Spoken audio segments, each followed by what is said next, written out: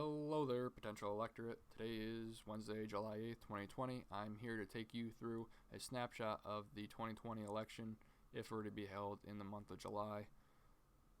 I'm going to go through all the states, how they would lean and what way they would tilt, but first I want to point out the fact that Joe Biden is already winning in my scenario. Here he picks up Wisconsin, Michigan, and Pennsylvania, very plausible states. Both of these states went to Donald Trump in 2016, but what happened is that Donald Trump only won by plurality, very close margins, and I want to say all three of these states. And Joe Biden is very likely to pick up the mess and pick these back up for the Democratic Party come 2020. I'm using 538 election or 538 averages, and all three of these states are closer to the 10% lead than even the 50% threshold, which is really signifying that these states are solid blue. What's happening now is I'm going to start into the Republican lean column. Our only state that's a Republican lean is the state of Missouri. Now, the reason for Missouri is that while it is a stronghold for the GOP, and it had gone to Donald Trump very significantly in the 2016 election, Biden and Donald Trump, their ratings have narrowed up, and only one, I think only one poll has been released showing this, but no, I'm sorry, I scratched that. Missouri is going to Trump by 2.5%. Now that's very close, but it's quite significant to see Trump's approval rating drop, or not approval rating, but his rating drop 8 points in the matter of months, compared to Biden improving in the same matter of time. So we're going to keep our eyes on Missouri. If the trend continues, Joe Biden may very well surpass Donald Trump's numbers in the state of Missouri. Now we're going to swap back to the Republican Party. We're going to stay there with the Republicans, and I'm going to go into the tilt Republican state of Texas. Yes, Texas. Yeah, Texas. Now, I have Texas a tilt before Missouri, and the reason is because 538 has their demographic.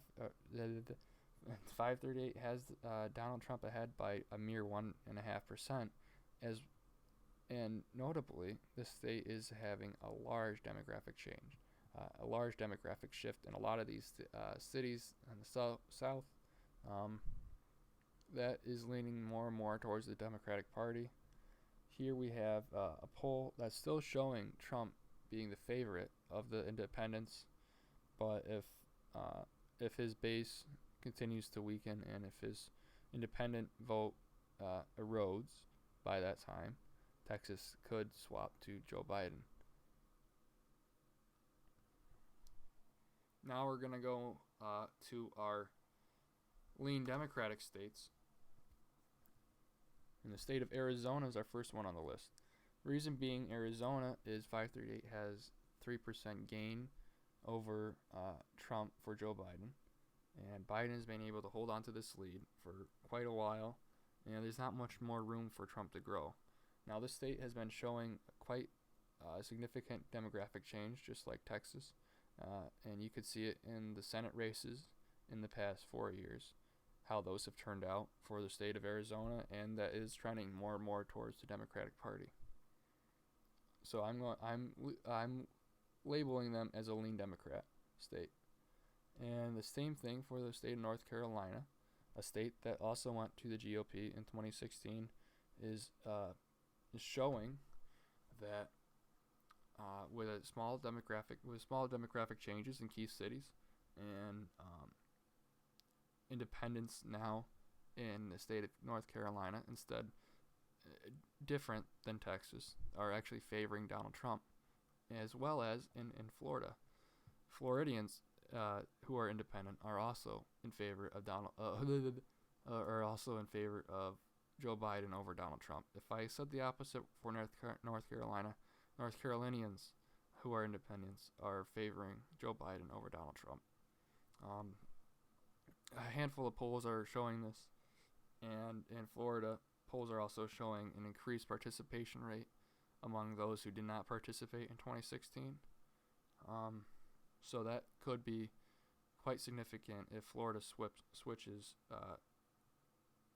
to support Joe Biden. Now, the reason that I say switch is because in the past couple of decades, Florida's voted both times for George Bush and for Donald Trump, but also voted for Barack Obama.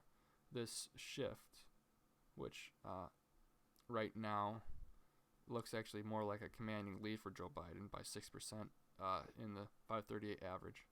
But if this shift stays true and Joe Biden wins this state by an average greater than a few percentage points, it might mark a shift in the statewide Florida elections, at least for the presidential races, as Florida hasn't been called by such great percentage points in a long time.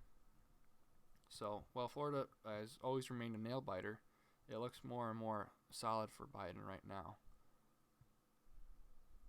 We're going to go into our tilt Democrat states. The first one is Ohio. The reason is Ohio, Biden has a 2.5% lead here.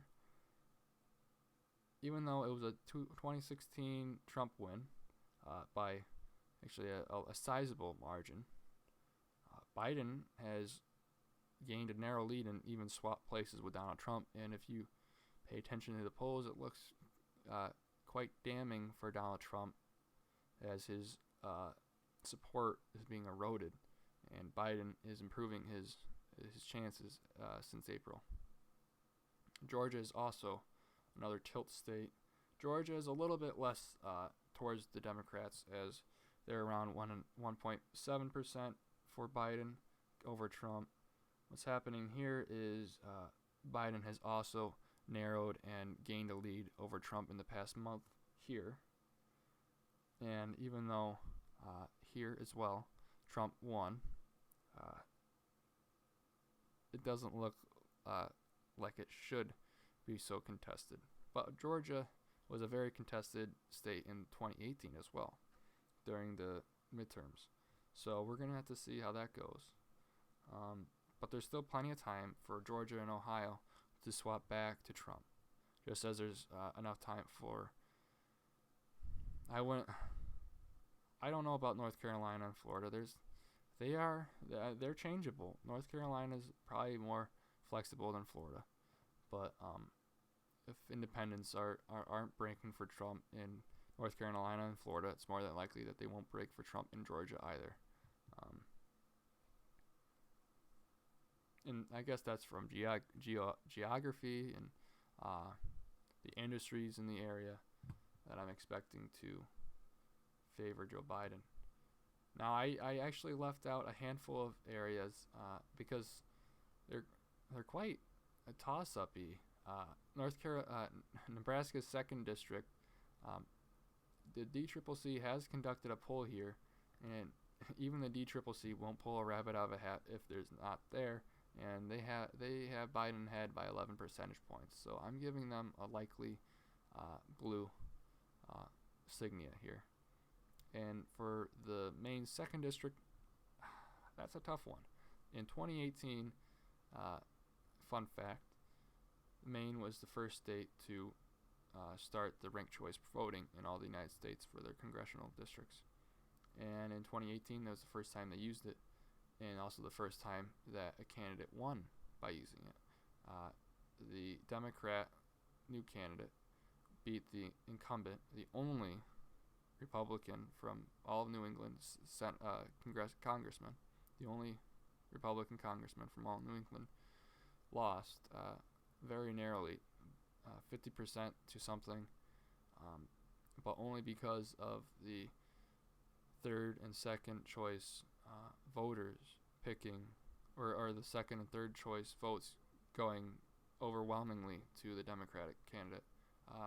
And what I mean by that is there were 4 candidates in the race, 2 independents, a Republican and a Democrat, and both those independents lost, and their votes were reallocated rather than being tossed away. Those votes were reallocated to the Democrat, and not all of them, but some of them, most of them, pushed him over the edge, and he won the race. So that was 2018. Very narrow margin. Midterm year. And Maine is also a New England state, which happened to favor the liberal establishment much more than conservatives. And I'm gonna have to make it a likely blue. That's a lean blue. That is a lean state for Joe Biden. The congressional districts, both of them. Iowa is my only true flip state. It's the only state that is even for both Donald Trump and Biden. It's the ultimate state. It went for Obama in 2008. I don't think in 12, but I could be wrong. I don't have all my data, but there's still a sizable undecided pool here. 10% are either voting for a third party or are undecided, and Iowa very well could be a battleground state. So I hope you all enjoyed, and if you have any thoughts or suggestions, please leave a comment below. If you did enjoy, you can leave a like and subscribe. That'd greatly appreciate. I'd be greatly appreciative of that, and I don't even know what else to say. Just please do that. But I'm trying to stay consistent with this. I'm gonna get better, and I'm gonna continue to share my thoughts. So take care, everybody.